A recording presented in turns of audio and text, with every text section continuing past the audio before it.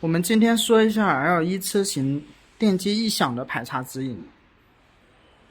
一般来说，电机异响涉及到两个地方，一个是电机的象限，这个端子没有插到位，有点松；另外一个就是电机轴承有问题，会有点噔噔噔的异响。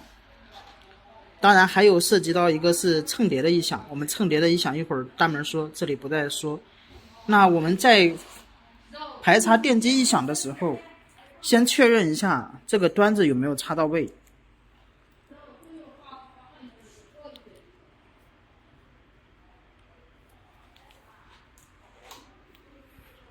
如果这个端子插到位了，我们再判断是不是电机轴的问题。